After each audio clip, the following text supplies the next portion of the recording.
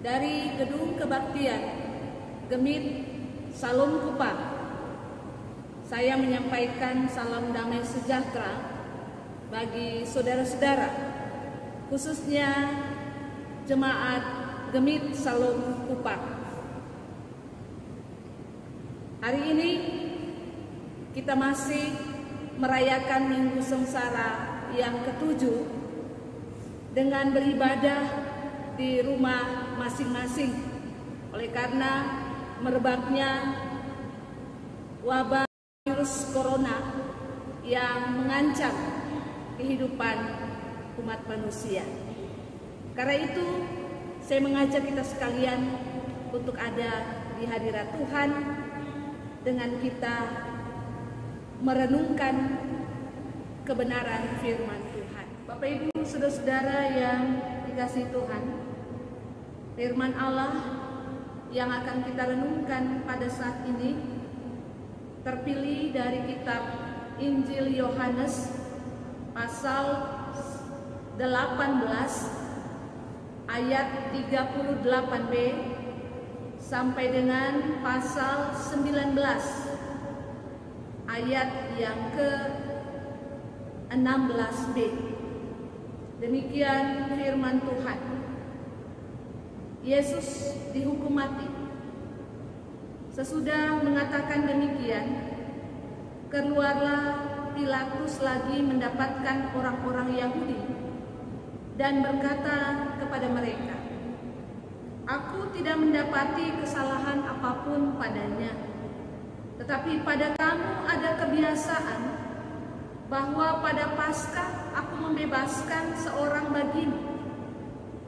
Maukah kamu supaya aku membebaskan raja orang Yahudi bagimu?" Mereka berteriak pula, "Jangan dia, melainkan Barabas." Barabas adalah seorang penyamar.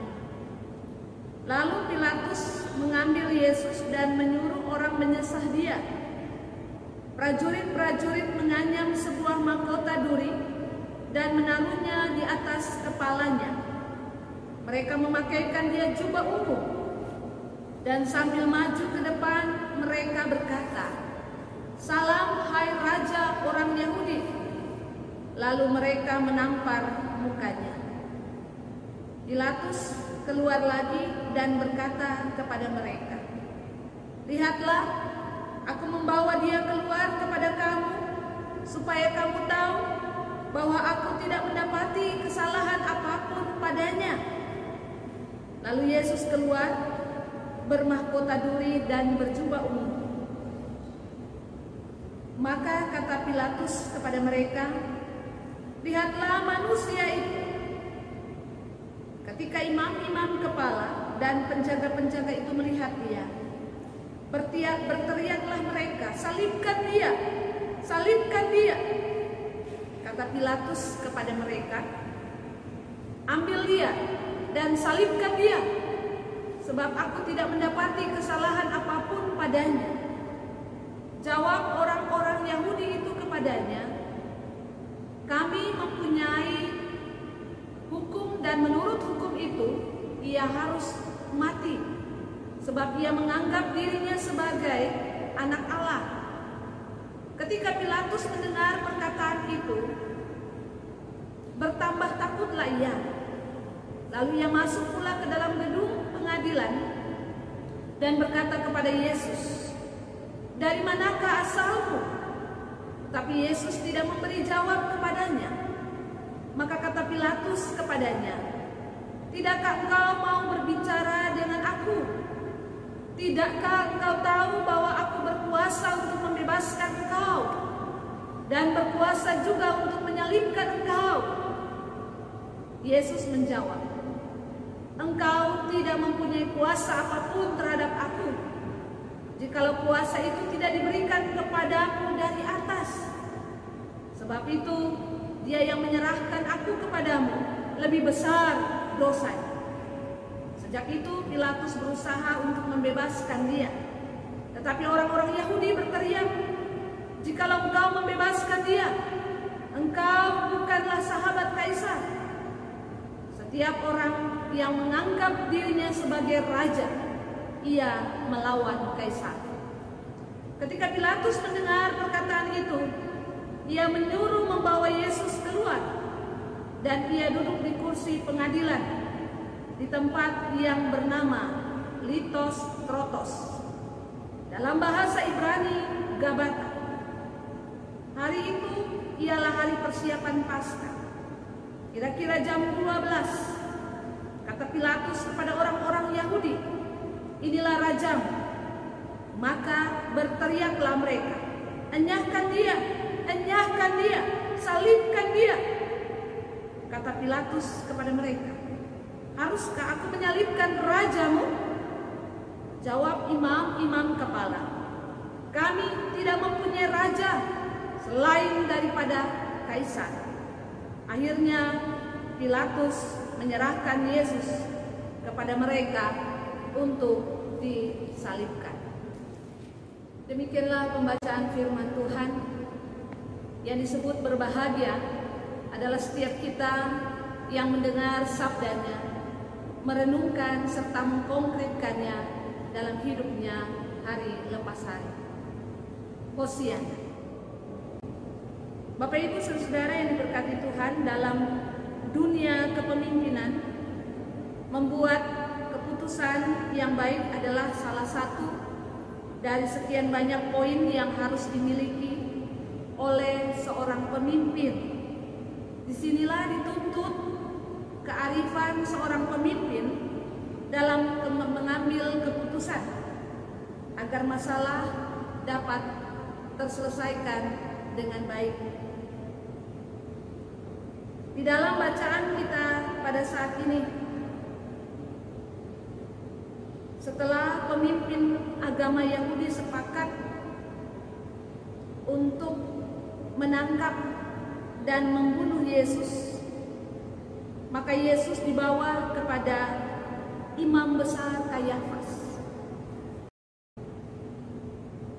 Pemeriksaan di hadapan imam besar Kayafas ini mengarah kepada mencari alasan untuk menghukum Yesus melalui tuduhan palsu dengan menghadirkan saksi-saksi palsu. Maka berdasarkan pemeriksaannya diputuskanlah bahwa Yesus bersalah dan harus dihukum mati karena menghujat Allah. Namun Mahkamah Agama Yahudi tidak punya kuasa untuk menjatuhkan hukuman mati terhadap seseorang selain pemerintah Romawi, dalam hal ini Pilatus. Karena itu mereka membawa Yesus kepada Pilatus yang memerintah sebagai gubernur di Yudea. Dalam pemeriksaan di hadapan Pilatus terjadi pergeseran tuduhan dari menghujat Allah terkait Yesus sebagai Mesias dan anak Allah menjadi tuduhan mengaku diri sebagai raja orang Yahudi. Perubahan dari wilayah keagamaan menuju pada wilayah politik. Dalam pemeriksaan di hadapan Pilatus, ternyata Pilatus tidak menemukan kesalahan seperti yang dituduhkan kepada Yesus, sehingga Yesus tidak layak dihukum mati. Berulang kali Pilatus mengatakan tidak menemukan kesalahan pada diri Yesus. Itu bisa kita lihat pada pasal 18 ayat 38b, pasal 19 ayat 4 dan juga ayat yang ke-6. Namun ironisnya, walaupun Pilatus sudah berkali-kali menyatakan Yesus tidak bersalah, namun ia masih bertanya kepada orang banyak, Maukah kamu supaya aku membebaskan raja orang Yahudi bagimu? Pilatus dengan semua kekuasaan yang melekat pada jabatannya tampil sebagai orang yang bimbang dan kehilangan kepercayaan diri dengan semua keyakinannya. Dia tahu Yesus tidak bersalah, tetapi ia tetap membawa Yesus pada kayu salib. Apa yang terjadi pada Pilatus? Mengapa ia sedemikian bimbang dan takut ketika orang banyak menekan dia? Hal ini membuatnya takut bila harus melawan orang sedemikian banyak. Ia sempat goyah dan berusaha untuk membebaskan Yesus setelah ia berkata, "Tidakkah engkau mau berbicara dengan aku? Tidakkah engkau tahu bahwa aku berusaha untuk membebaskan engkau dan berkuasa juga untuk menyalibkan engkau?" Tetapi niat Pilatus untuk membebaskan Yesus pun sirna ketika orang berteriak, "Jika engkau membebaskan dia, engkau bukanlah sahabat Kaisar." Disinilah makin jelas apa yang sesungguhnya paling ditakutkan oleh Pilatus. Ternyata bukan sekedar takut orang banyak yang dihadapinya, tetapi juga takut pada Kaisar. Dengan kata lain, Pilatus takut kehilangan kekuasaannya hanya karena membela Yesus. Ketidakadilan yang dialami oleh Yesus terjadi karena kebencian dari orang-orang yang ada di sekitarnya. Terlebih terkait dengan kepentingan terselubung. Ketika kepentingan seseorang terancam, maka kecenderungan seseorang bisa mengusahakan dan melakukan rekayasa. Keadilan yang dialami oleh Yesus terjadi karena kebencian dari orang-orang yang ada di sekitarnya. Terlebih terkait kepentingan terselubung. Ketika kepentingan seseorang terancam, maka kecenderungannya yang terjadi, seseorang akan mengusahakan dan melakukan rekayasa. Dan rekayasa pemeriksaan Yesus oleh para pemimpin agama Yahudi dan Pilatus sebagai hal yang mendatangkan ketidakadilan bagi Yesus. Namun di dalam peradilan dan pengadilan seperti itu, Yesus tetap tampil sebagai hamba Tuhan yang memiliki keteguhan dan ketaatan menjalani proses pemeriksaan yang sesungguhnya sangat merugikan dirinya. Yesus tidak berusaha menghindar ataupun mundur, bahkan membiarkan dirinya diperlakukan sewenang-wenang. Yesus menjadi pembicaraan dan olok-olokan lawan-lawannya yang sepakat untuk membunuhnya. Dengan keteguhan dan ketaatannya kepada Allah Bapanya, ia menjalani proses hukum itu dengan keyakinan bahwa Allah akan menolongnya. Orang-orang yang bersepakat membunuhnya tidak akan menemukan kesalahan padanya. Sebaliknya, ia akan tampil sebagai seseorang yang tidak hanya sekedar dibenarkan, tetapi sebagai yang benar. Bapak Ibu saudara-saudara yang diberkati Tuhan, Banyak orang menderita karena korban ketidakadilan, hanya karena para pemimpin takluk pada tekanan massa yang mengorbankan kebenaran. Dalam hal ini, kepemimpinan yang lebih mencari rasa nyaman dan sejahtera bagi diri sendiri, sehingga memilih untuk berkompromi dengan kejahatan demi mempertahankan kekuasaan dan jabatannya. Pemimpin yang baik mestinya adalah pemimpin yang mampu melindungi orang banyak dari berbagai ancaman dan bahaya.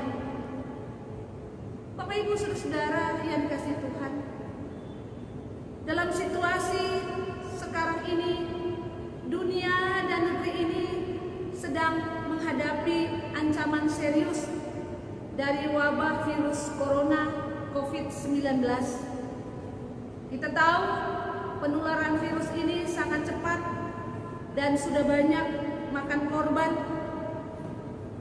Karenanya sudah ada berbagai upaya yang dilakukan pemerintah dan gereja dalam bentuk himbauan maupun instruksi untuk meningkatkan kewaspadaan terhadap resiko penularan infeksi COVID-19 ini, sekaligus untuk memutus mata rantai penyebarannya, diantaranya dengan melakukan self distancing, tinggal di rumah, kemudian social distancing, tidak berada di keramaian, dan physical distancing, tidak bersentuhan dengan orang selain keluarga di rumah. Namun ternyata masalah ini terdapat silang pendapat, perbedaan penanganan bencana. Kenapa kita begitu paranoid? Kenapa kita begitu takut sehingga kebaktian minggu dalam gereja ditiadakan? Mengapa juga dalam kedukaan kita tidak diperbolehkan untuk berjabat tangan dan memeluk sebagai bentuk simpati dan empati kepada keluarga duka? Demikian juga ternyata alat-alat pelindung diri seperti masker, hand sanitizer tiba-tiba hilang dari pasaran. Bahkan bahan dasar pembuat hand sanitizer pun menjadi semakin langka seperti alkohol. Kalaupun ada, harganya lebih mahal dari biasa. Bapak Ibu Saudara, sementara itu pemberlakuan prosedur yang dikeluarkan oleh pemerintah untuk berdiam diri di rumah juga berdampak pada kehidupan saudara-saudara kita yang bekerja di pasar sebagai buruh, tukang ojek, dan lain sebagainya. Apalagi adanya susulan keputusan pemerintah untuk memperpanjang status keadaan darurat bencana wabah penyakit akibat virus corona di Indonesia ini sampai tanggal 29 Mei. Dalam hal ini kita butuh sikap tegas dan keberanian setiap pemimpin untuk melindungi umatnya, untuk melindungi warganya, sekalipun dibayangi oleh berbagai tekanan yang mengancam kedudukan sang pemimpin tersebut. Memang tidak mudah mengambil keputusan dalam situasi darurat seperti ini, karena selalu ada konsekuensi yang harus ditanggung dari setiap upaya penyelamatan ini. Karena itu dibutuhkan keberanian bagi para pemimpin, baik pemerintah maupun gereja. Mesti berani keluar dari zona aman.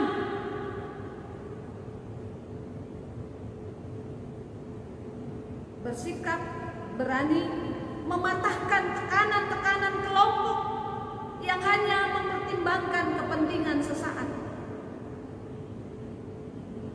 Saudara-saudara, belajar dari kisah pengambilan keputusan yang diambil oleh Pilatus ini, kita tidak perlu mengulang kesalahan yang sama hanya karena tekanan massa dan tidak untuk keselamatan orang banyak. Mari kita dukung para pemimpin agar yang diperjuangkan mereka adalah untuk keselamatan umat, bangsa, dan negeri ini.